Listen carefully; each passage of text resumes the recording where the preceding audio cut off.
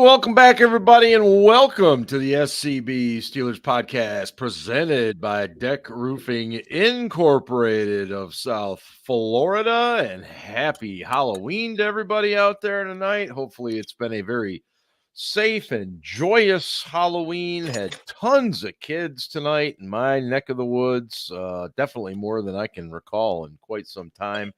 Weather was fairly decent, so that could be a big part of it. You'll notice that we are without Mr. Scarpino. The rumor on the street is that he had one too many Kit Kats tonight from his kid's candy bag, but we think it's probably more of an adult variety beverage problem, maybe. Maybe, could be, sort of, kind of. Any case, I think it's because he dressed up like the Spinal Tap drummer, and he did. He was dressed as the Spinal Tap drummer today at a work function, and well, you know how these things go. Anyway, welcome and how was the candy draft? The candy draft was excellent. Was it? Yes, it went well. Yeah, went very well. The children fight over the candy, or they did not. They were organized, and so for those orderly. For those new to the show, what I do with my many children is after they go out and trick or treat and collect a whole bunch of candy, we dump it all out on the floor. We sort it into piles and organize it by type, and then we have a draft. And each kid gets to pick. This year it was 15 pieces. Big pieces count. Big full size bars count as 2. So full size fair. Counts 2. Yeah, it only counts as 2. I mean, right. Yeah. So then we go youngest to oldest, each one picks one, and then they go back around in order and keep going until they have their 15 pieces or 15 credits worth, and then they're done. And then I take all the rest to work and share it with people in the office. So now my question is, party pooper. Once the kids have made their selections, can they then trade amongst themselves? No. All deals are over at the end of the 15th round. Correct. That is correct. Wow. Outstanding. Yes. So he's like the commissioner. Yes. Yeah. The communist commissioner, if you will, because I gather everything together. I distribute out a little bit to everyone, and then I keep all the rest for myself. Speaking of communism, how much of it do you eat at work? Well, you posted a plant-based Reese's peanut butter thing? Who chose the plant-based? I have no idea. That wound up on the floor somehow, and it was in the pile, and there was a plant-based Reese's cup. I think I threw it in the trash. I've seen that before in my life. That's probably the best spot for it. Yeah, exactly. I would totally agree. Yeah. Look, lots to talk about. It is a bye week, and we'll get into how we enjoy the bye week here at SCB. We'll do that towards the end. But Ben, let me start with you on a random question that just popped up earlier this evening. You're the coach of an NFL team, and a rookie has just scored his first touchdown. But, oh, wait, no, he hasn't, because he dropped the ball before he actually went into the end zone, resulting in a touchback. What's the first comment to that young man when the player gets to the sideline? First comment depends upon the player, man. Yes, it does. It's going to depend upon what that player needs. If he needs his ass chewed, you chew his ass off. If you're like, hey, man, that was really great, right up to that part till you got to the goal line, you dropped it. Let's not do that again, okay? Protect the ball. Like I said, it depends on the kid. Like it really does. If the kid needs to have his ass chewed off and he needs a swift kick in the ass, that's what you give him. If he needs a pat in the back and hey, don't do that again. What the hell is wrong with you? You do that. But it varies by person. And part of being a head coach is being a psychologist. No, you're absolutely correct. Ian, how would you have handled it? Yeah, I probably would have chewed his ass out and been like, what the fuck are you doing? We're 2-6 and we need all the points we can get. Hold on to the damn ball until you cross the goal line. I just, for me, and for reference here, this happened tonight in the Thursday night game between the Jets and the Texans. Rookie Malachi. Malachi? Okay, I'm sorry. Yeah. Malachi Pretty sure it's Corley, Malachi. from the Jets, his first touchdown, and they took it off the board because he let go of the ball before he got into the end zone to celebrate. To me, it's just it's happened so many times just in recent weeks at the college level. I've seen it happen at the high school level. Really and careless. It is. It's like I would be absolutely terrified to do something like that. I mean, I would literally make sure that I scored, and then I would make sure I see the official put the hands up, and then maybe even give him the ball like Barry Sanders used to do. like John Stallworth used to do. I mean, he hardly ever spiked the football. He would walk in, and this is the 70s when spiking the ball became all the rage. Yeah. Just never really did it. He was just like, yep, here you go. Tossed it back to the ref. Right. Or Lynn Swan at least waited till he got into the end zone before he did the exactly behind the back thing. It just, man, I do feel for the kid. I hope he turns out to be a good player for them. But, I hope he's really embarrassed, and I'm sure all of his teammates gave him the side eye, and we're like, what the fuck? I mean, if they go on to lose this game, absolutely, it's going to get even worse for the kid. Sure. Last I saw it was 7-0 Houston, but I don't know. I mean, it's not like I thought Houston was going to be better than they are this year, to be perfectly honest. Yeah, they're not quite where I thought they'd be either. Yeah. And Diggs just tore his ACL, so right. Let me talk a little bit about the Steelers this past Monday night. Ian, how concerned are you about the defense giving up a lot of rushing yards on Monday night to a team and a young man that, well, let's be honest, he's not exactly a household name. I mean, and he ran for just under 150 yards before leaving with a concussion. He did indeed. Yeah. I would categorize myself as marginally concerned. I think this defense under Terrell Austin generally has, I wouldn't even qualify them as a bend but don't break defense. They are a bend and hope you get a turnover in the red zone kind of defense. And this is how it's been for the last couple of years. Yeah. If you look at their margins between their rank in yards allowed and their rank in points allowed, usually those two correlate fairly closely. Not with this defense. Pretty wide gap. And they do lock it down a little bit in the red zone, but they're almost solely reliant on TJ Watt or someone else forcing a turnover to stop a lot of teams. And that's not a long-term sustainable kind of defense to run. So I'm a little bit concerned, especially when we start to play better teams. Yeah. Ben, what's your level of concern about that? I agree with Ian in so much as they give up a lot of yards. Mm-hmm. What they have been good at is limiting points, making teams kick. Yep. Rather than scoring touchdowns or forcing turnovers.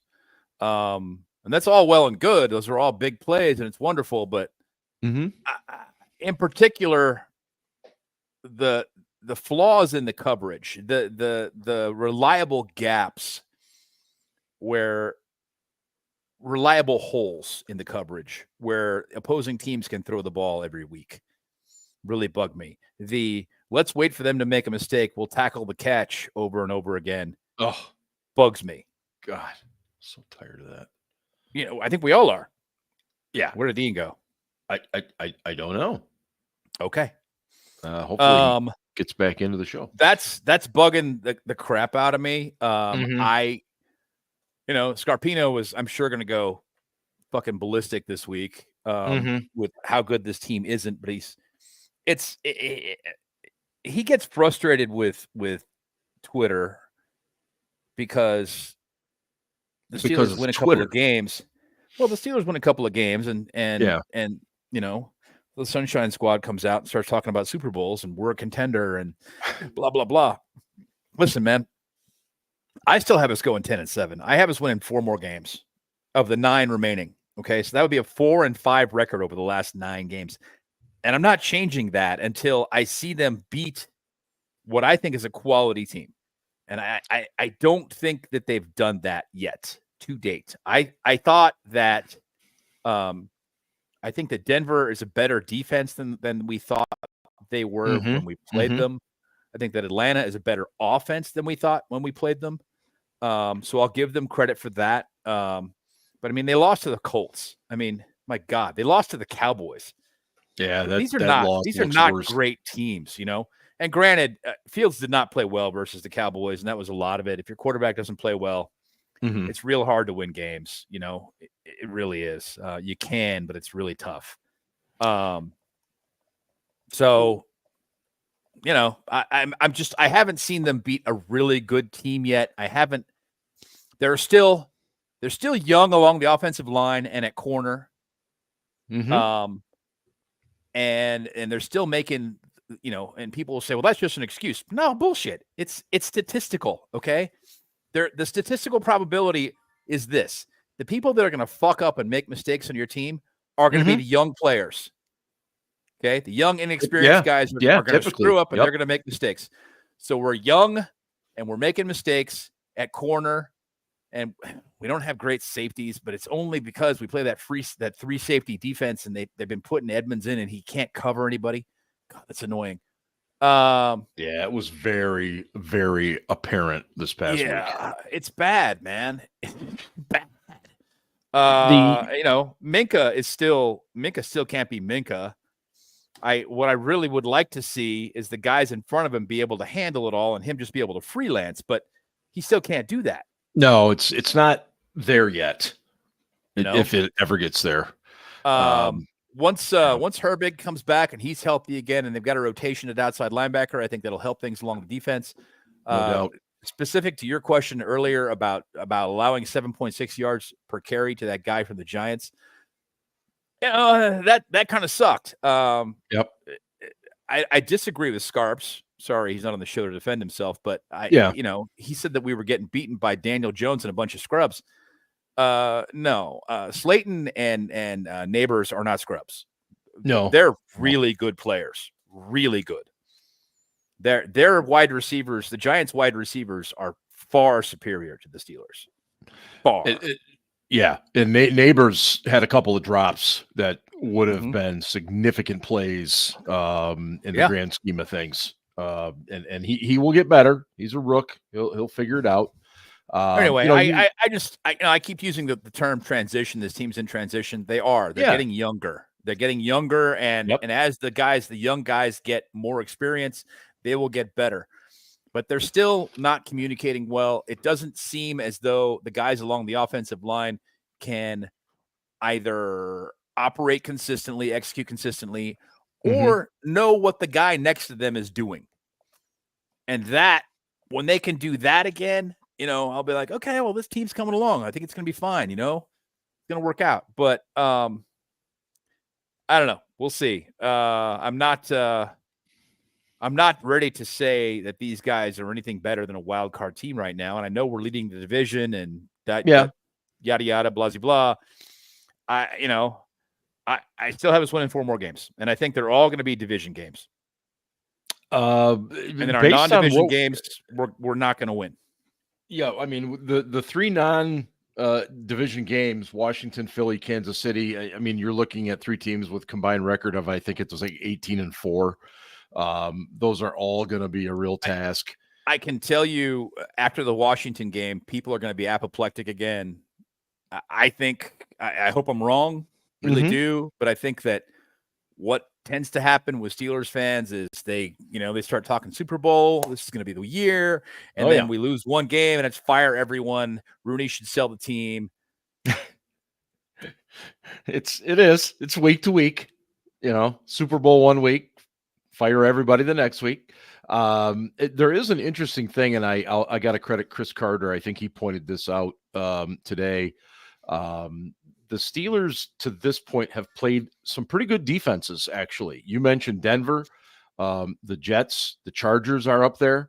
Now things kind of flip. Now they go to playing not so great defenses per se, but they play really, really good offenses. Right. And I think to your point, after we play Washington and Baltimore, obviously Cincinnati, whose defense is not great, but their offense still is what it is, then we are going to really see just where this team is, I think. If we have to play against a healthy Cincinnati offense, might have some problems. Yeah. Ian, are you back? No, Ian is frozen. Oh, now he's there. Now he's moving. Ian, can you hear us? Oh, now he's gone. Uh-oh. What he's the in hell's the stream going with on audio there? only. You know what? It's that damn plant-based racist. Sorry, can you guys hear me? Yeah, we can hear you fine. Hear you. Yeah, but can't see. Can you guys hear me?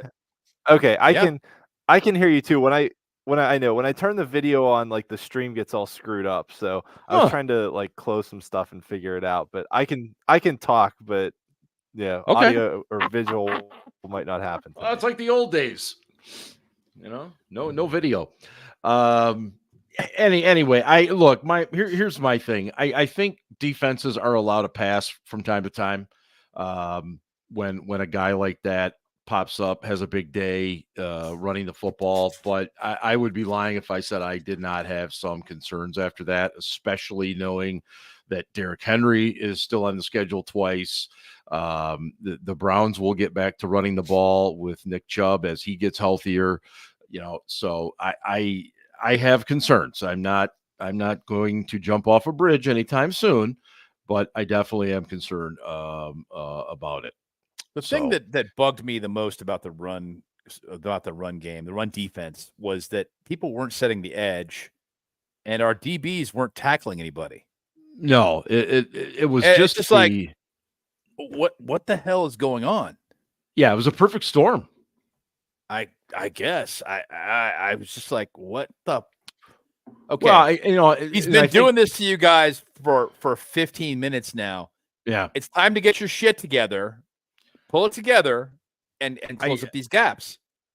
Yeah, and I think Freak made a comment about TJ, sometimes going upfield too far, and that is a thing. You can see that. I especially in the interior, and granted he didn't play on Monday night. Montravius Adams is sometimes guilty of that too, where he's so freaking quick off the snap, he will actually over penetrate and create holes, lanes, and it seemed like they were doing that. And then to your point, the DBs, when they would come up, were not tackling. No. And it just made things worse. I mean, I don't know how many times I saw Deshaun Elliott, who I have the utmost respect for as a player. The dude's been balling out all season long. He overran a few things. Patrick Queen overran several plays, allowing Patrick Queen overruns things a lot, though. He does. I mean, he's, and the other problem I saw with him, and I would be very concerned if I'm Mike Tomlin and Terrell Austin, is he was really struggling to, stack and shed. They were getting up into him, and he was not getting off those blocks. They were getting really good fits when they were blocking him. I have to give their offensive lineman props for that. Mm-hmm. The Giants' right tackle, who claimed that he was on an island all night with TJ, and TJ didn't do anything. I'm like, okay, TJ was chipped 23 times, so no. Mm-hmm. No. And second, in a pivotal moment when you had a chance to come back, the guy got a strip sack and recovered the ball himself. Yeah. You really need to shut the fuck up. Yeah. I'm not trying to sing TJ's praises here. I'm just, if it's me and that's one of our tackles and he says some shit like that, I'm like, dude, what are you smoking? No. I saw that comment and I was trying to think of an analogy. It's is he just delusional or it's like, dude, man, okay, you know what? You didn't give up a sack for quite a while. And oh, by the way, you gave up a strip. Up two. Yeah, he ended up giving up 2 total. He gave up 2 sacks, and Yeah. he gave up a sack and the ball in a pivotal moment. Yeah, it's like burning your house down. You save one room of the house, and you're like, "Hey, I saved one room of the house. I know the rest is a total loss, but it's just like, it was like TJ had been setting him up for that move all night long, and then when the moment finally came that he needed to use it, he did. That's a good call. Yeah, TJ has a real fun activity. If you're a true footballer, go back and watch tape of TJ Watt as a rookie, and then watch him now, and just look at the repertoire of moves that he's mastered and stuff over time. I mean, it really is something. And he's teaching him to Herbig on top. Yeah, he is. Yeah, he is. You know, and I don't love Herbig as a run support guy, but no, I don't either. As a pass rusher, the kid is coming along. Oh man, I'm excited to get him back. And how about Alex Highsmith? 2 sacks on the night again. He is playing. His explosiveness right now is better than it was before he was hurt. Yeah, I don't have an explanation for it. He just got healthy. Really good. Yeah. That certainly plays. Okay, he was going against Chris Hubbard. All right, fair. Yeah, you should have 2 sacks when you're going against a guy who's a backup right tackle playing left tackle. Yeah, Chris is past his prime. There's no doubt about it. Yeah. Even at his prime was, Chris made some good money though. He did. He had a couple good years, parlayed it into some good money. Yeah. He made about $10 million a year for a couple years. Yeah, he did okay. Ian, are you back? No.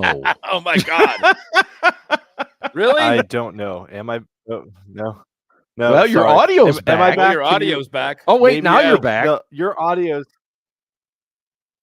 What? Okay. Like fucking Eminem. He's back. He's back again. I don't know. I think that's an internet thing, Ian. That's got to be. I think somebody's messing with your interwebs. Turn off your camera out on my screen. That like sometimes you're. There you go. Things are very screwed up on my end. I will try and figure it out. I know think it's just your internet provider, man. It's the kids did not like on you. The kids did not like what Ian was handing out tonight, and they're messing with his internet. That's what's going on. Got to go to the full size stuff, Ian. It's the only thing they respect anymore. Yep. Yeah. So, hey, Matt's in. Good to see Matt. Kids hey, cut the Aaron. wires. Ohio State sucks. I'm not saying anything because Michigan's going to get boat raced by Oregon this week. So maybe I'll just keep my mouth shut. Maybe not. Michigan has to get back into the 20th century and figure out how to actually throw the football. Ben, what did you think of Russell Wilson this week as compared to his first week? I thought it was a lot of the same, to be honest with you. He's still putting too much air under the ball. I'm a little bit concerned about that. I do like his command of the huddle, his command of the muddle, if you will. I loved seeing the muddle come back. I love seeing the muddle too. That was nice. I like his presence, his field generalism, if you will. I'm a fan of all of that. I don't really love the way he's throwing the ball that much. It's better than Fields, mainly because he's just making better decisions. Yeah, and he's putting more touch on the ball, but he's putting too much touch on the ball. It's like a smarter Mason Rudolph. The guy never had arm strength. And I'm starting to wonder if the deal is just that Russell's arm strength is gone, and that's the way he's got to throw the ball now, or what the deal is.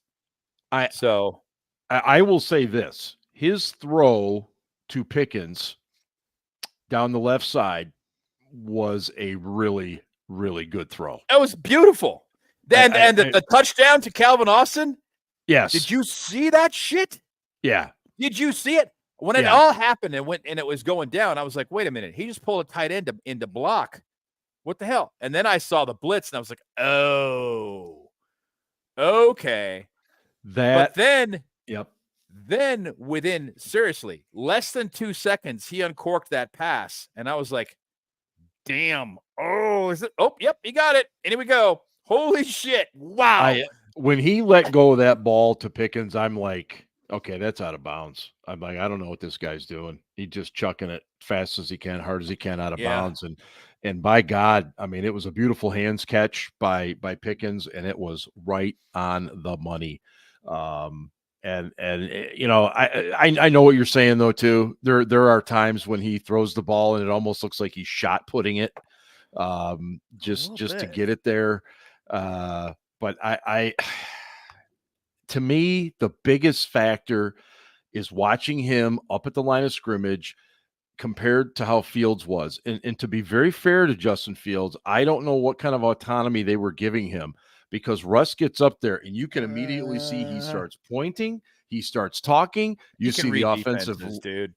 Absolutely. Especially when our guys motion and they react, we can see it. Yep. So, there is. He can see it. Excuse me. Yes. I think the biggest difference between Russ and Fields is the ball's coming out on time. Oh, the physical aspect, that's no it. doubt So about it. Yeah. I don't think that autonomy was the issue for Fields. I think the ball wasn't coming out on time because he wasn't making decisions quickly enough about where to go with it.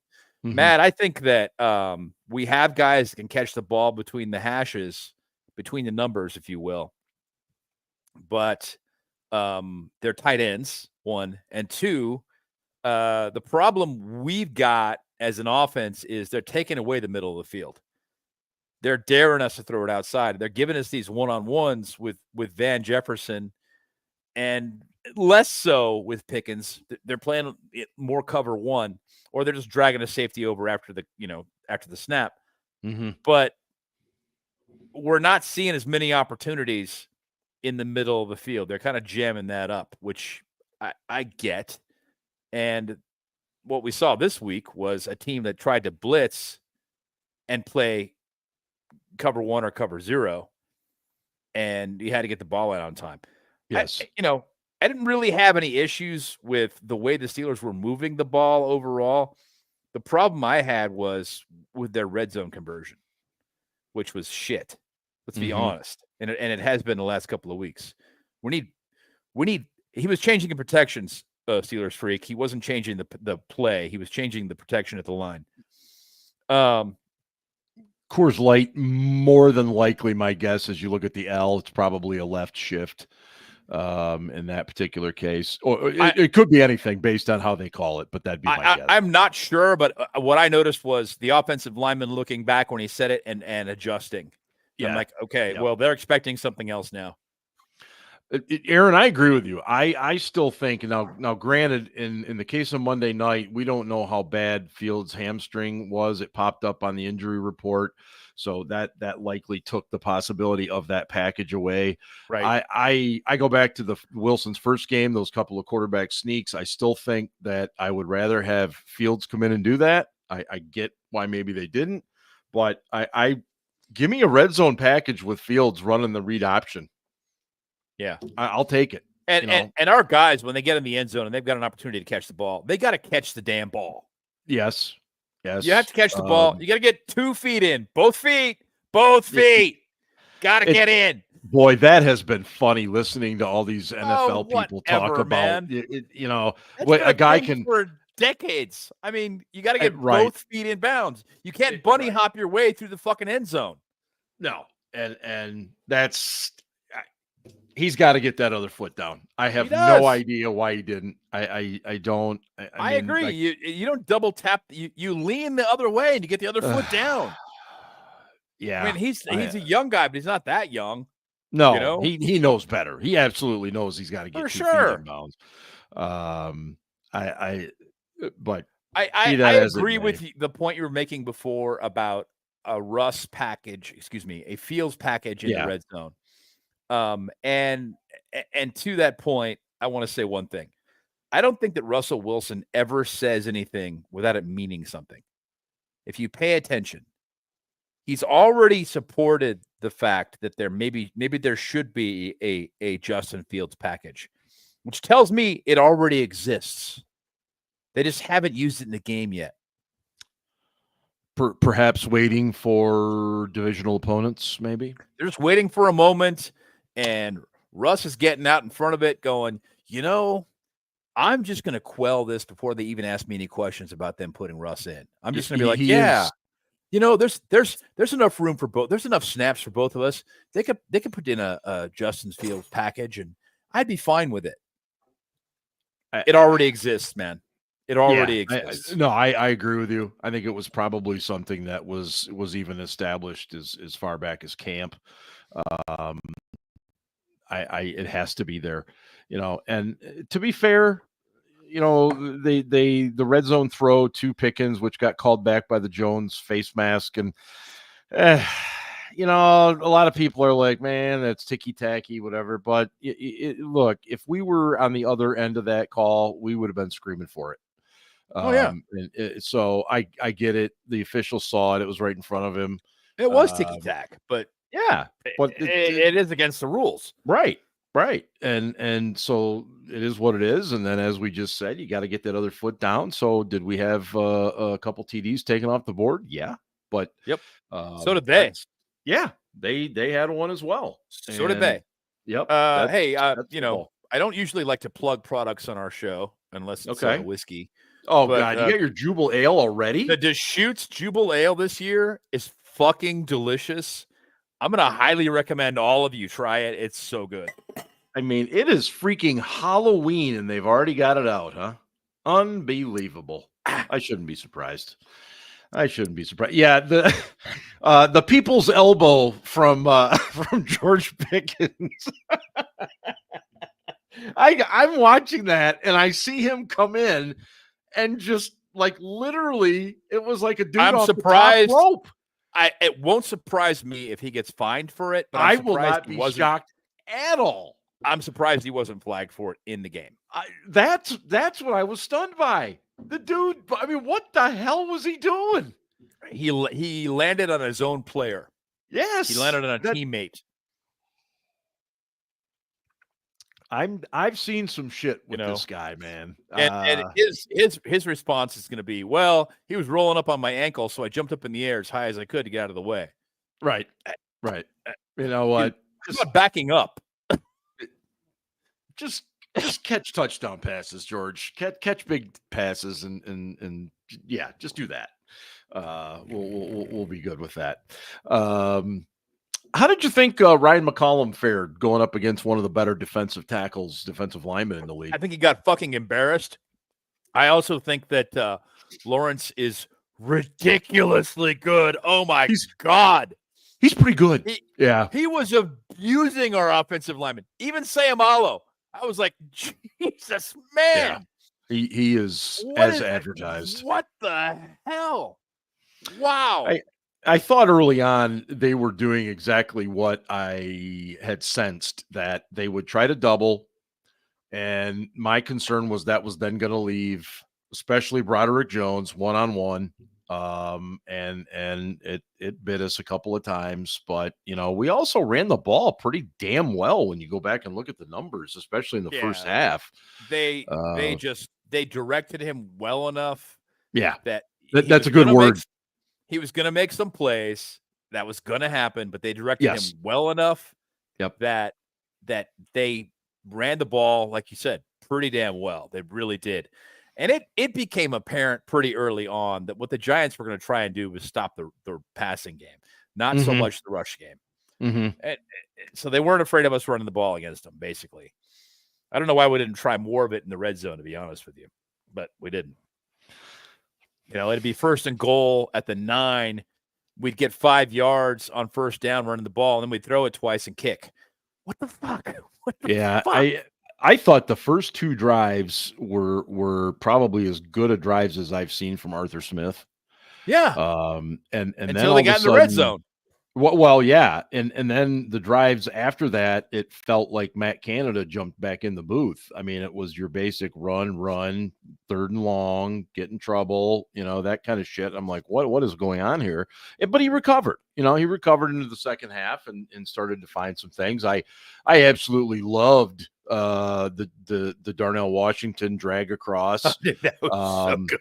I mean, what a beautiful play that was. And anytime you can get Darnell Washington out in space where a DB is going to try and tackle him, it's that man, funny. It's funny. Yes. He is gigantic.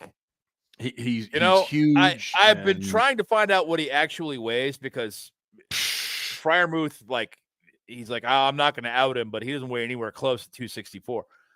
And Matt, no. I agree with you in so much as I really would have loved to have seen Frazier go against somebody like Lawrence because it's that kind of a challenge. And Frazier's not really that strong a player. He's quick and he knows leverage and he knows angles. Yep. And that's why he's taking people down. It's technique. It's that wrestler in him. The kid's not that big. No, he's not. Comparatively speaking to a lot of other centers in the league, he's not at all. Aaron, I agree with you. Darnell's got to be 300 pounds. I think he's close. I don't think he's 3 bills. He's 6'7" and change. I think he probably is 290 though. Yeah. But I can tell you for sure. For example, Ben Roethlisberger, who was listed at 241 through the end of his career. Okay, 241. Look at pictures of Ben at the combine when he actually was 241 and how skinny he was. Right. And then tell me what he weighed at the end of his career. Dude was 280. Yeah. Dude was big. And by the way, I'll say this for him. He's doing a very nice job of keeping the weight off. I was worried about him in his post-football career that he'd become was like the boss. Struggle. That he'd really struggle to keep the weight off. And he looks great. So whatever he's doing, glad for it.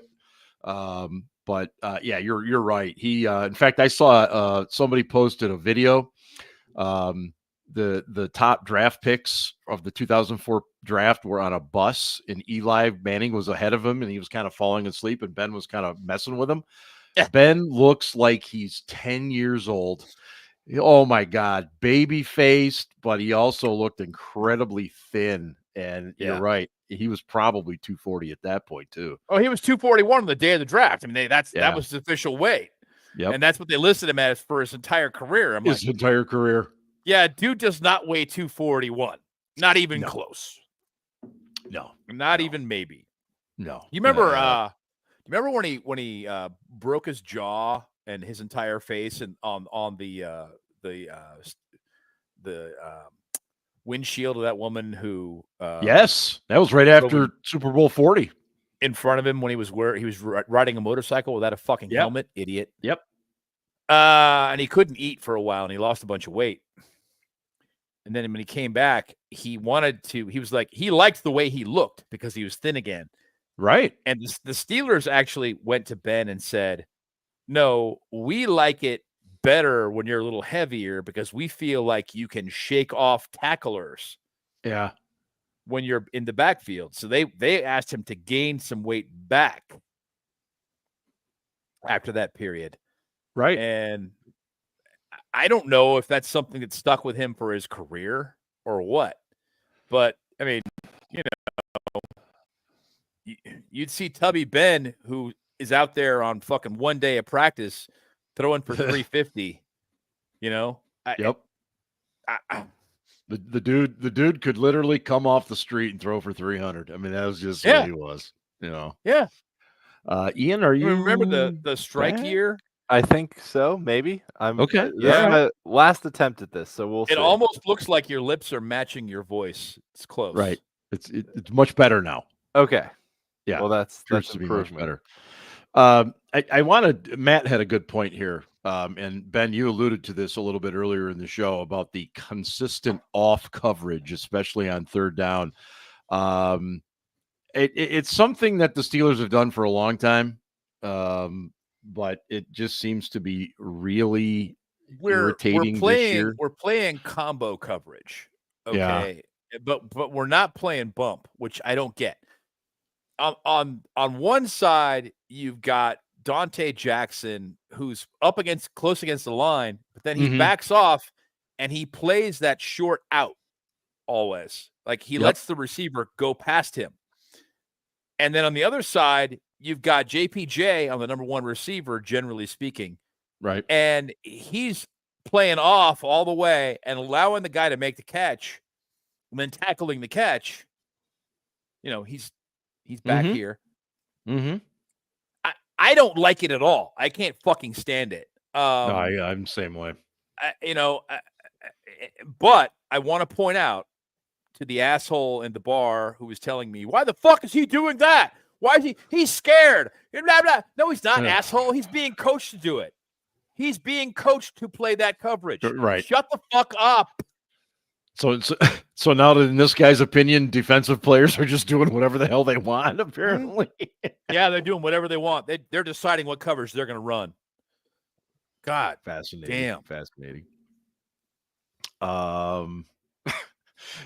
Ian, I'll let you tackle this one. All right. This is funny. Every coach in the league has a full two-sided, basically a Denny's menu, and Terrell Austin has a little index card. Because Terrell Austin has no creativity at all whatsoever. It's all this cover two bullshit, and they don't disguise anything.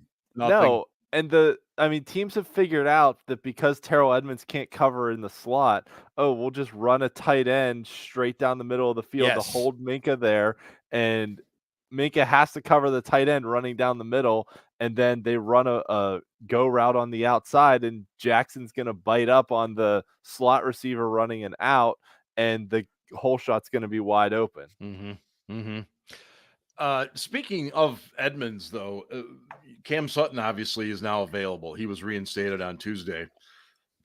Where do you see him fitting? Because I think fans are going to get really captivated with Beanie Bishop, the 3 interceptions in the last 2 games, which is great. Don't get me wrong. But at the same time, there have been some problems there with his play.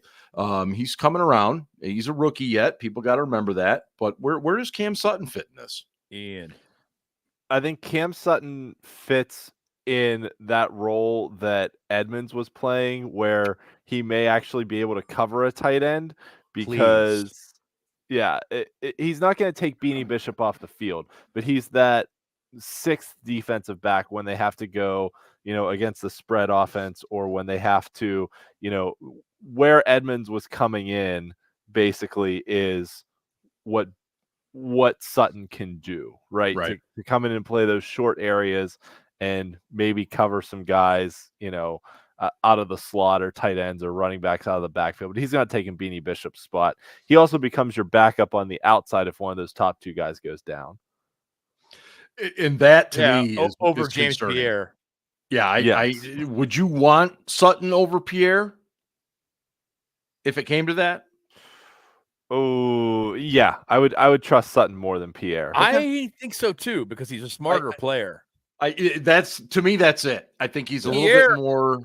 Pierre is a really good athlete. I have to give him props for that, but he just doesn't. He never has seemed like he was a very smart guy. Yeah, I would agree with that.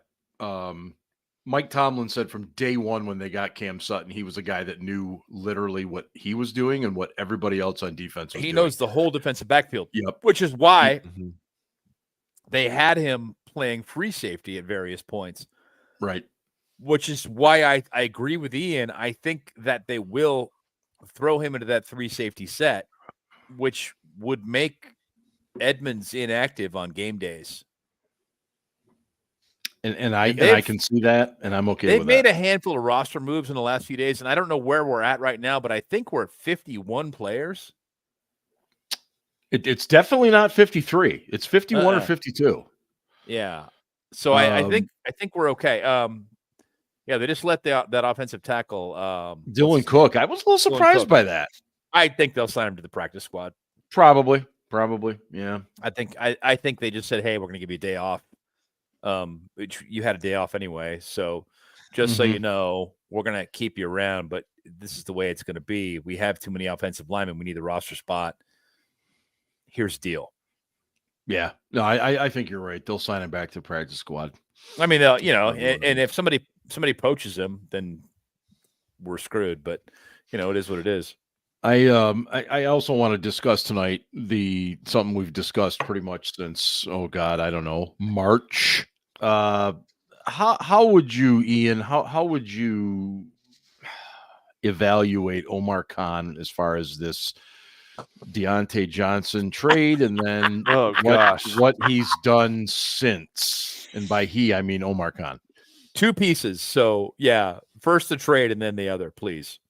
Yeah. So first and foremost, let's not forget that Deontay Johnson basically was like less involved than George Pickens at some points in time. Like, he did not give a fuck at certain points in time last season. Like, there was that fumble against the Bengals where he had dropped a touchdown pass on the play before and was just like mentally not there and just like looked at the ball on the ground and was like, whatever, I'll let this guy from the other team pick it up and run with it. So he needed to go. And I mean, there were stories about him, arguing with not only offensive leaders in the locker room, but just team leaders, whether it was Minka or Cam or whoever else. He needed to be gone from that locker room. And I think the last two games, you've seen Russ keep his receivers involved and keep George Pickens involved and focused and happy. And I mean, jumping from the top rope. When I saw that, I thought like, his ankles had gotten tripped up, and I was like, I hope he doesn't twist an ankle here.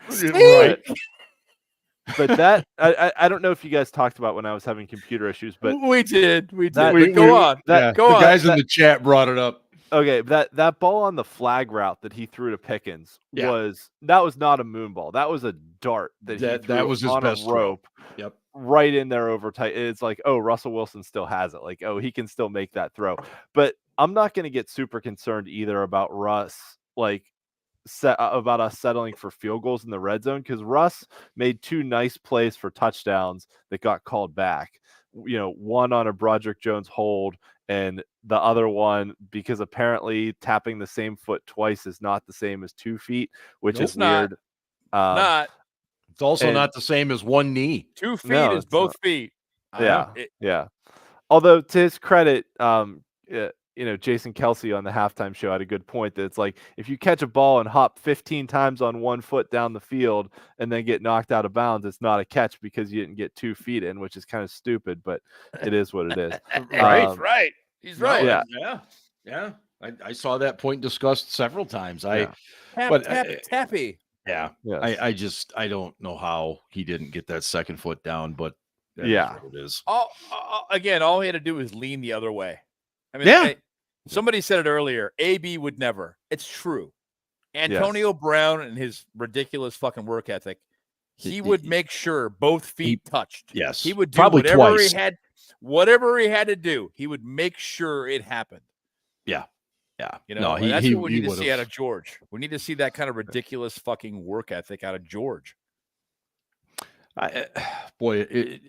If the work ethic would ever match the level of talent, he could be one of the greats. He could be, but again, that's a long way to go. We said about Martavis all those years ago too. Oh man, he'll be one of those guys I always wonder about. I mean, that dude was so talented. Is what it is in that regard. What was the question I had just asked though? Now I fucking forgot. Something about Russ, I think. It's been a long week. I had too much. Oh, it was the Deontay Johnson question. Yeah, it was Omar Khan, Deontay. And Deontay needed to go. I think it was more to me the failing has been not addressing the wide receiver 2 spot. But that said, we've seen Russ been able to get guys involved. 100%. He's gotten Van Jefferson involved. He's gotten Calvin Austin involved. When you have a franchise quarterback, and Russ is on the tail end of his career, but he's going to be a Hall of Famer eventually, right? Yep. When you have a quarterback that's been around, that knows how to spread the ball, that knows how to read defenses, got a Hall of Fame mind.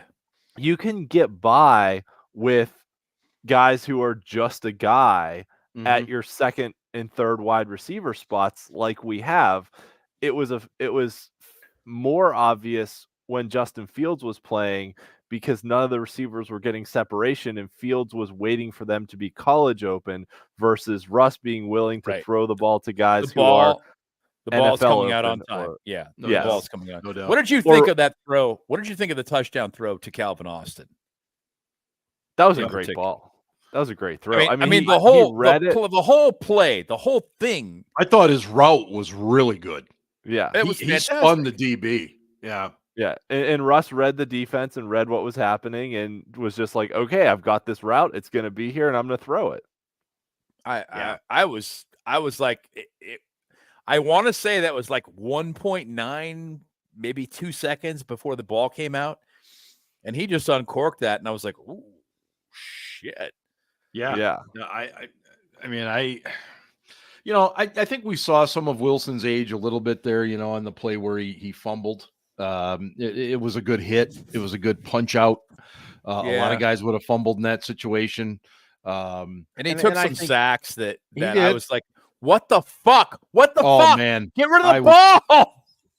that was me. Get rid of the ball. And and you just have to kind of remind yourself this is who he is. Yeah, this is the guy, and you kind of have Yeah. to take the good with the bad. I mean, Ian talked Right. about this before they even acquired him, that this was going to be a thing. We were going to be frustrated, and lo and behold, this is the thing, and we're frustrated.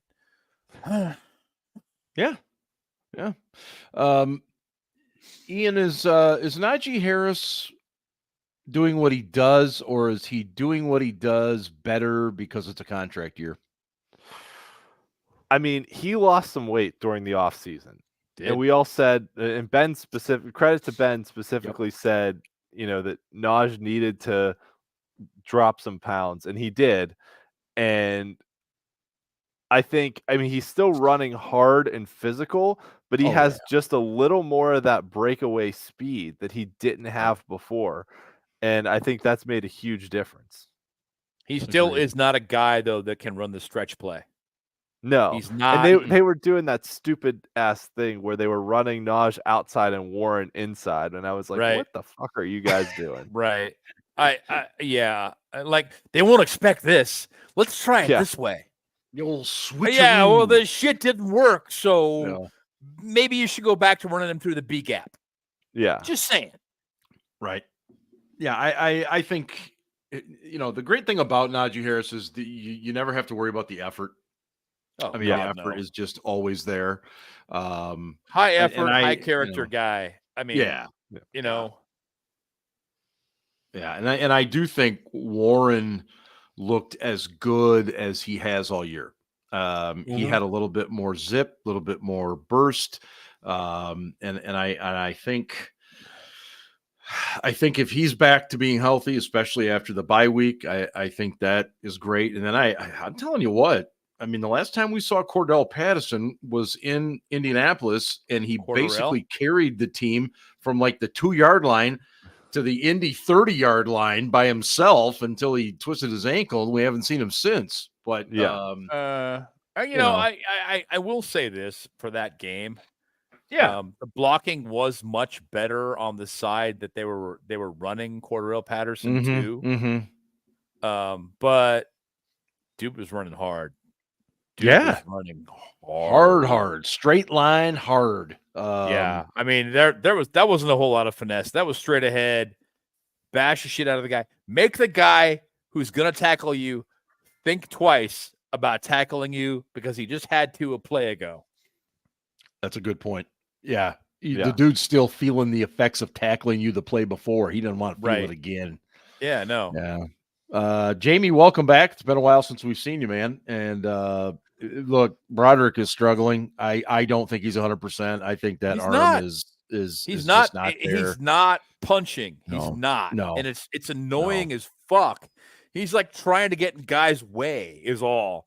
It's like, dude, it kind of feels that way. Use your I get it. He can't use his fucking hands. I don't know what's up with his elbow. Hopefully next year he's 100%. I think it's going to be a thing we're just going to have to live with this year because they don't have another right tackle. No. And Dan Moore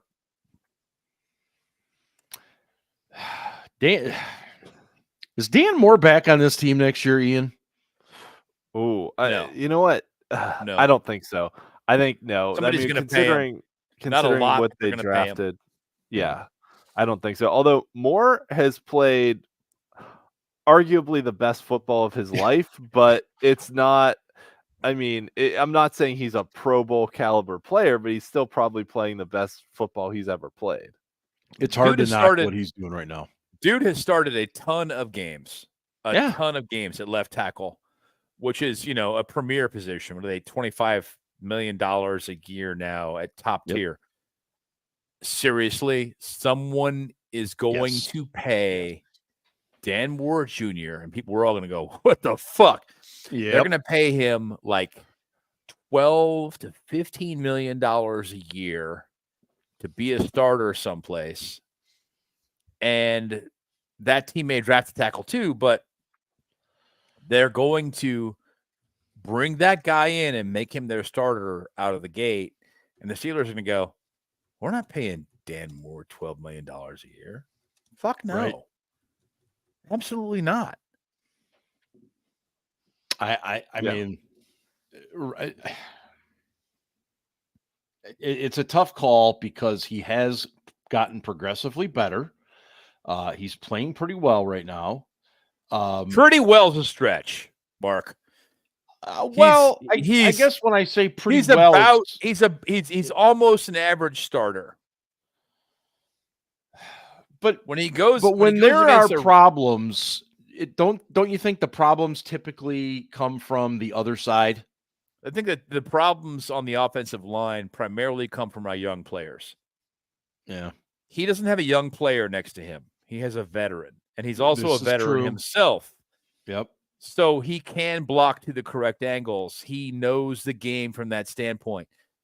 But he still gives up pressures and sacks and other stuff.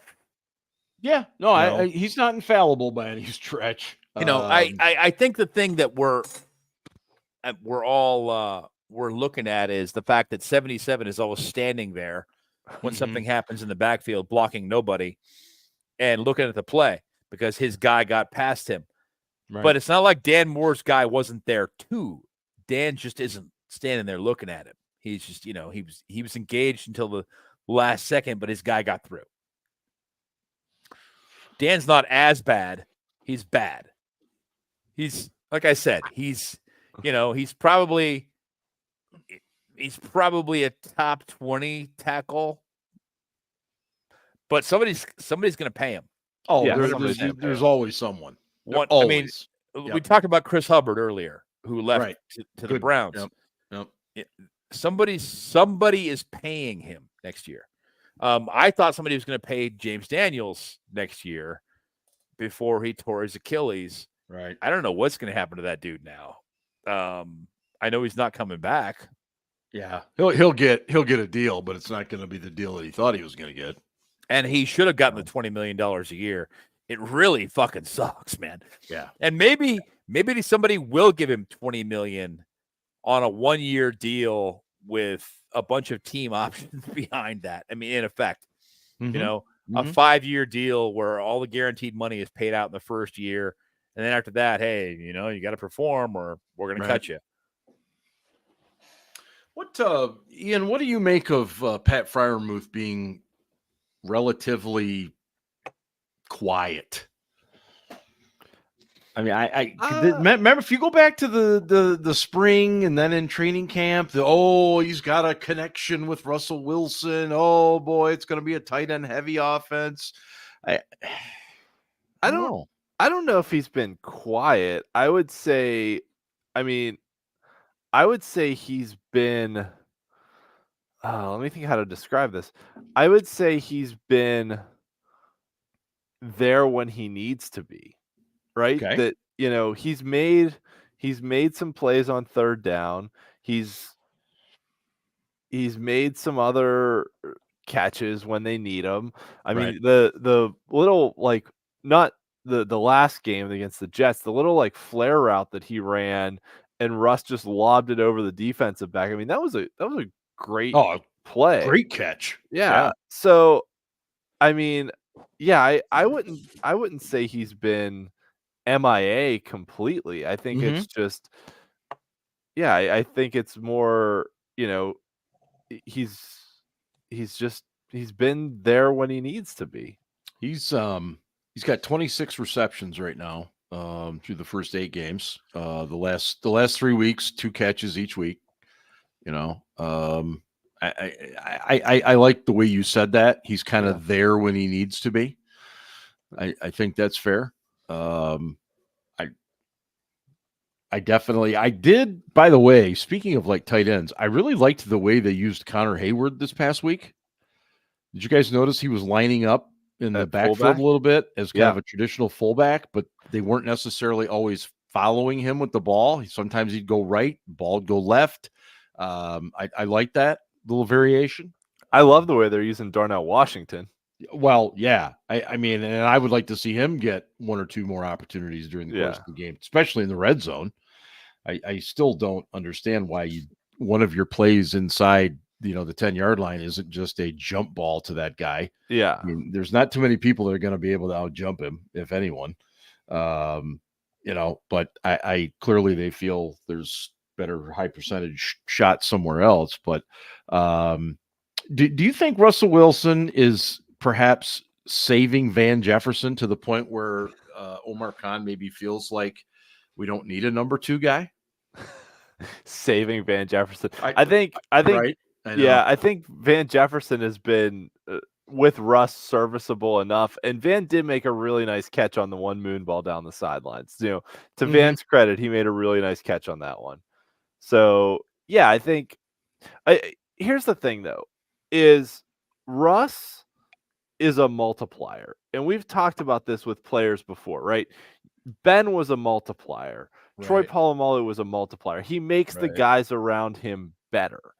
Right. You have guys who are adders. You have guys who are subtractors. But the real keys to a team are guys who are multipliers.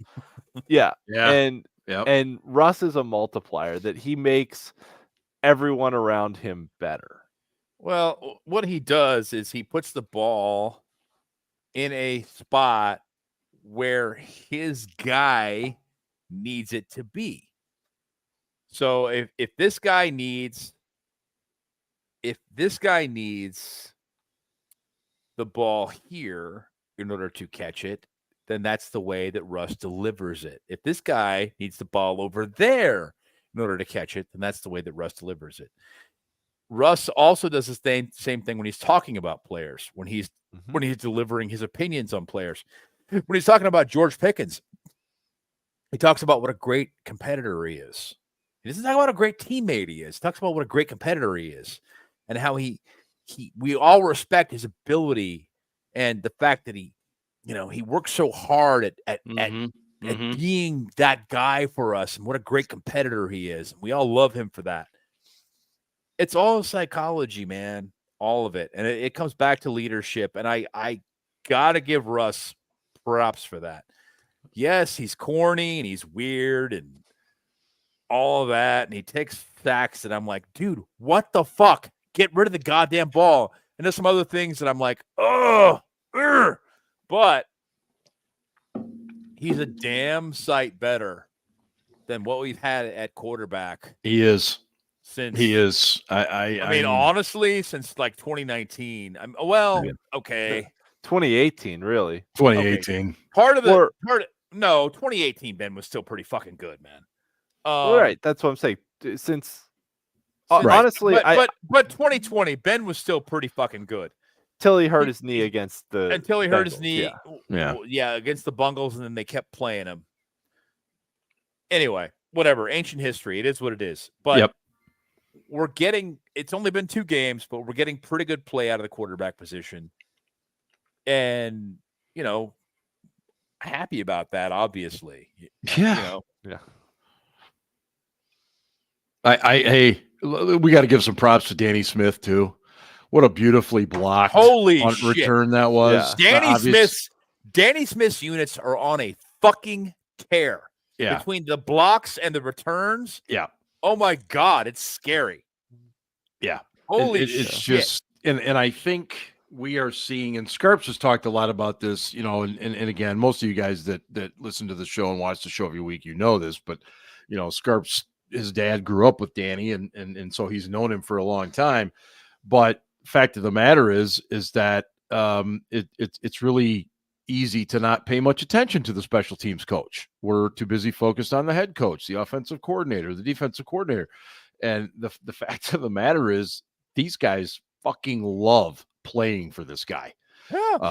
When something goes well on special teams, you don't just see the special teams guys go over to him.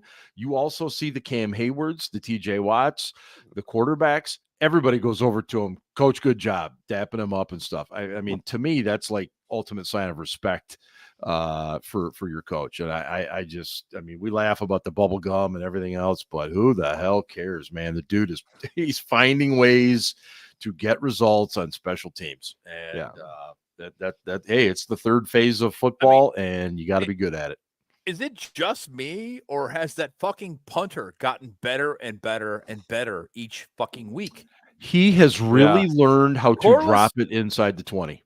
Corliss, it isn't just that. He's learned that Australian roll where it comes back. Yeah.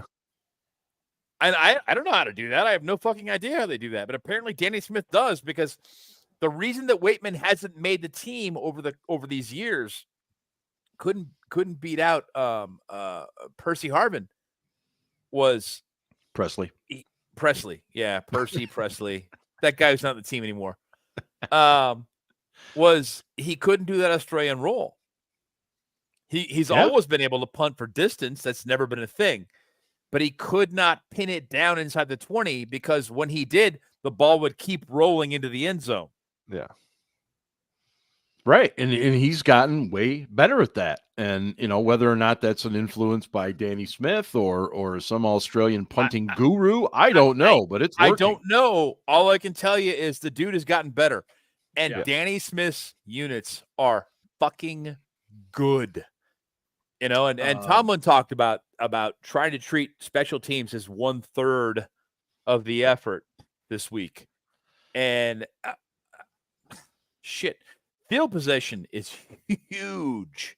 Yes, especially with the kickoff rules now and getting the ball to 30, and they're helping us.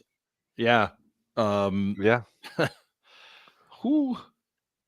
Aaron and by the way, Danny's unit. Did you see that note there? Aaron is really enamored with Danny's unit. Yeah.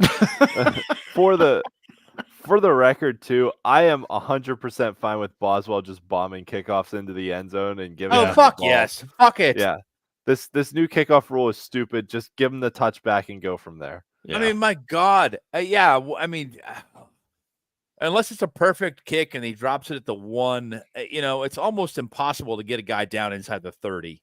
Yeah, he's got a whole head of steam. Mm-hmm. And these guys have got 10 yards to try and get it. Ugh. I get it. You're going to have fewer high-speed collisions, fewer head injuries. I get it. I understand it. But I'm with Ian. Fuck it. Do the touchback. Give him the ball at 30. Fuck it. No, I agree with that. But I'll also say this. I've seen some big-ass collisions on this new dynamic kickoff or whatever it is, because what happens is, you're right, the guy gets a full head of steam. Big Ben's burner. Hello. Some other dude on the kick team, he finds a gap and flies through there, and it's like two freight trains running at each other. And so I don't know. I guess it's been better. I'm sure their science, their analytics will tell us all that the concussions were not nearly as bad, and that's fine. That's what they wanted. Seen the injuries on kickoffs that we used to see. I mean, right. Remember when they used to have, what was it? What did they call? The wedge. The wedge, but they had a wedge buster. Oh yeah. Remember that? Yeah. Kamikaze. They'd take they'd trot a fast defensive lineman down there and be like, "You're the wedge buster. Ready?" Yeah. Yeah, just go basically destroy your body for us, will you? Aaron, that's a good question. Cam Johnston has been around. Yeah, he has. and you could be right. He could have been a factor on helping Waitman with that. For sure. Now, yeah, Aaron is absolutely correct, because Cam Johnston will be back next year. Should be. For sure. Yep. And maybe, Aaron's onto something. Maybe he has taught him how to do it, because after all, he is Australian Bill Burr. And wasn't, if you guys remember this, right after Johnston, I want to say it was literally the week that he got hurt in the opener against Atlanta. He put out something on social media about, hey, I've got time. If you're a young kicker, punter in the area, I'd love to work with you. So that tells me right there that he's probably absolutely been helping Waitman. He's involved. Seriously, not being effusive here. His teammates love him. They love Cam Johnston. Like, I don't know what the guy's got going on. Must have a hell of a personality, because punters aren't usually that popular. Right. But his teammates love the guy. Right. So before we get out of here, I actually was going to get your second quarter grade. We did first quarter grades after the first 4 weeks. And then so now we've completed another 4 weeks here. What did we go in the second quarter? 3-1? 3-1? Yeah. 3-1. We went 3-1, and then 1 and 3. We 3 wins, 1 loss, 1 loss, 3 wins. Yeah. Right. And now, just for sake of posterity here, Ian, you gave the Steelers a B-. Yes. Scarps was a C. Ben was a hater. B, and I was a B-. Scarpino's a hater. Well, of course he is. Of course he is. Fucking hater. Ian, where would you go for your second quarter grade? Oh, I'm going to go second quarter grade. So that includes the loss to the Cowboys. Yes, it does. Cry although boys. They were on the field like forever in that game for the defense. Listen, though, I mean, we put up 30 plus against Vegas. We put up 37 against the Jets. And we put up, 26 against the Giants, and arguably could have been 34 if we had scored touchdowns on. I'm going to go. Yeah. I mean, there's still room for improvement, but I'm going to go B+, almost an A-. I was right in that B+, A-. Like, they're a better team with Russ at quarterback, and they've been better the last 2 games. I feel better about them now at the bye week than I felt about them after week 4. Okay. All right. Ben, what's your grade for the second quarter? Well, first I'm going to go ahead and speak for Scarpino, because he's a fucking hater. And if Scarps was on tonight, he'd give him a C- because they're really not that good. But speaking for myself, I'm going to say that I feel like the offense has come along and improved, and that they are playing better as a unit, as a whole, than they were in the first 4 games of the season, and that the defense is not. The defense seems to have regressed a bit, and that I'm not appreciative of those efforts overall. I mean, I first quarter I would have given the offense fucking C-, D+, and I would have given the defense an A. Right. Second quarter, I'd say more along the lines of the defense is playing at about a B-, C+ level, and the offense is playing at a B level. You know, they're not perfect, they're not great, but they're pretty okay. Yeah. So all in, I'm going to give them overall, because of the strength of the special teams performance, I'm going to give them a B all in. Okay. I had already written down with Ian B+, almost strictly on the basis of the offense just looking so much better, at least more fluid, more points obviously as well. I kind of was looking at what Claude had over here in the chat too. I don't disagree. Oh yeah, Claude. Yeah, no, you're dead on there. Well, okay, defense. I think regressed. the offensive grade might be a little bit generous, Claude, but Right. I think I like your thinking there. I really do. Yeah, no, I do too. And so that's where I'd put it. And Ben, you said B, right? Yeah. Okay. So, and I'm just going to go Overall, ahead and B. write in since he's not here to defend himself. Scarpino with a C minus. There you go. with an That's perfect. asterisk. Asterisk that just says hater. Hater asterisk. Ian, how do you enjoy your bye week? Anything you do special with your extra 3 hours?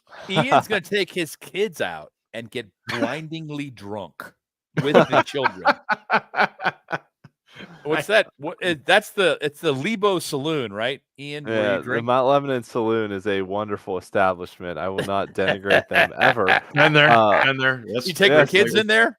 I do not know, but we have ordered takeout from there, and they have delicious burgers. And the kids are always like, "The saloon is so good. We need to get food from there again." They do have good burgers. I agree with you. So, no, this weekend actually, I have a open house at a high school that my oldest son is looking at because he's in 8th grade, and we got to figure out where we're sending him to high school. So that's this weekend. Now, just real quick, when you say where you're sending him, you guys are looking at different Catholic schools? Yes. Yeah. Okay. So, and you're North Catholic, aren't you? I'm a North Catholic grad, but North Catholic is very far from where I live. So now it's Central Catholic has their open house this weekend. Seton LaSalle is much closer to us. Oh, so we'll see. There's some options. I would just, your kid could take the city bus to North Catholic. It'll be fine. North Catholic. North Catholic is out in Cranberry now. It's not. Are you Troy Hill shitting anymore. me? Yeah, they built this giant new campus out there. It's beautiful. Oh my God! No, they have this North Catholic has this palace in Cranberry, and not that I'm jealous as mind. As someone. Jamie, we've all been to the Mount Lebo Saloon. Yeah. Not that these kids out there have their own, their own lockers and a functional heating system and windows that close. Is that Kevin Colbert money is being pumped into that? I don't know what it is, but yeah, they have this brand new school out in Cranberry. I guess it's not brand new; it's 10 years old. But yeah, they moved out there about 10 years. I had no idea. I thought it was still on the north side someplace. No, I went to North when it was on the north side, the real North Catholic. But no, they've got this palace out in Cranberry now. Well, see, actually, that's so. That seems fine to me too. The kid could just take a 3-hour bus ride. He'll be fine. Yeah, but see, I think it's really start smart going out to work at 4:30 in the morning. He'll start going out to. It'll teach him work ethic, Ian. Yeah, North Catholic's campus will likely be then right next to the Steelers' new dome in about 10 years. Yeah, pretty much. Out there in Cranberry. I don't know if it's going to be 10 years, but it might be 5 or 6. It could be sooner. Yeah. I hate the thought of that, but it is what it is. You and I both. Ben, how will you be spending your bye week? I actually am going to get blindingly drunk. Oh, well, there's a surprise. I'm going to Uber out to an event with some friends and get hammered on Saturday or Sunday. Does Probably this event Saturday. involve a Dave Matthews cover band? No, nothing like that. It's the Verboort Sausage Festival. Oh, Ben's going to a sausage There is. fest. Okay. I am. Yep. Yeah, it's funny. There is a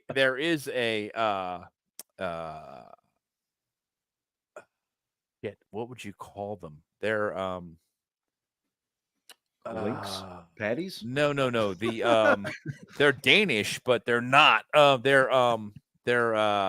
Dutch, Swiss, they're Dutch, but they're Norwegian. What's the people in Pennsylvania, middle Pennsylvania, the Amish. The Pennsylvania Amish. Dutch, who are actually German. Amish, yes, right. There's an Amish community outside the city that puts on a sausage and beer festival every year. So we go out there and we get stupid drunk, and then we have to Uber home. What's the entertainment? Amish stuff. I don't know. Okay.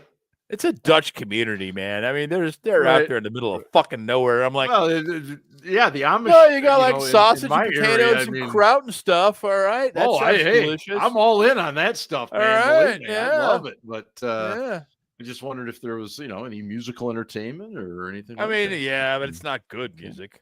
Yeah. Sorry. Okay, all right. I'll probably be raking leaves on Sunday. That sounds raking, great. Why? Raking leaves, blowing leaves. I Because figured you'd be currently watching my a soccer backyard. game. What's that? I figured you'd be watching a soccer game. No, soccer over. Tuesday was our last game. Season's over. Tuesday was Steel Sun's last game. Yes, last game. They ended In the October? season. October 29th. Yeah, we didn't qualify for the conference tournament, so that's it. No, good season. He of course transferred this year and really likes where he is and going well. So it was a good way to end the season. Great game, 3-2 victory, and so that's over. And So how far away is Steel Sun now? 2 hours door to door, literally. That's not bad. No, I left on Tuesday just a tad early from work. Got up there for his 4:00 game, and had a little dinner afterwards, and still made it home at a decent hour. So nice. Yeah, couldn't have done that last year. Well, how is he like? Is he enjoying not living in Ohio? Very much so. Yes. Aaron, this is just another example of people who hate Ohio because it sucks. Hey, I have to defend Aaron here. He has been to 2 of Steel Sun's games, and again, thank you for that, Aaron. I mean, why would I go to a D3 soccer game, Aaron? Why? I missed Freak's comment here. The Amish dairy farmers. I don't know why. I've had enough to drink tonight that I couldn't come up with the word Amish. Well, it happens. The people that still ride. Plus, we're getting older too, Ben. Horses. Is that what it is? Yeah, something like that. Anyway, thanks to everybody. We've been doing this for an hour and 22 minutes, and who the hell knows where it's going next. But bye week this week. I hope whatever it is that you're doing, you enjoy your time away from the Steelers. I'm sure you'll still watch plenty of football, and hopefully everybody had a great Halloween tonight. And I know several of you had contacted me and asked about, when are we doing the show this week? And we just decided to go ahead and do it tonight. It seemed like the best time. And again, hope Scarps is feeling better after too many beers, too many Kit Kats. I really hope that Scarpino is sitting on the toilet and puking simultaneously. In his toilet. Like puking in the toilet and shitting at the same. I mean, he tried to make a big thing about the fact that he couldn't go on the show. So I really hope it's that bad. Because everybody wanted to hear what he had tonight. First, they wanted to hear his ridiculous fucking hater takes. Yeah, then they wanted to hear what he had going on for Halloween Casey tonight. No, for a Casey Halloween. Yeah. It's like let's not forget. Hold on. Let's not forget Ryan in Atlanta last year trying to read my Halloween Casey Kasem that I wrote for him. Oh my God, that was so good. That was fantastic. So it was so good. So Mark, honestly, the fact that he didn't even rehearse that before he read it, right? Like I'm reading it first time right now. And I think here we go. Weren't we gonna get a Ryan Pickens comment too? We were gonna, there's a Ryan Pickens comment this week. Yeah. So Mark, I think what you need to do actually is go back and find last year's Atlanta Scarps video and just tweet out like the Casey Kasem segment from that show and be like, since we didn't have it this year, here it is from last year because this one is so good. I'll see what I can do. I'll see what my editing skills are that good. It was so bad. It was good. Yeah. Let's call it what it was. Point. Yes. Good point. It was so fucking bad that it was good. Yes. Well, that whole show was so kind of describes the show in general right there. Yeah. It was a goddamn train wreck. The best train wreck ever was the show though that Mark was not on. Yes, which I am constantly reminded of, Ben. Yeah. All right, we're getting out of here. Thanks, everybody. Have a great weekend. Enjoy the bye. Check out the site, steelcityblitz.com. Follow us on the socials and all that good stuff. And, hey, go Steelers. Ravens suck. They lost to the Browns. That was hilarious.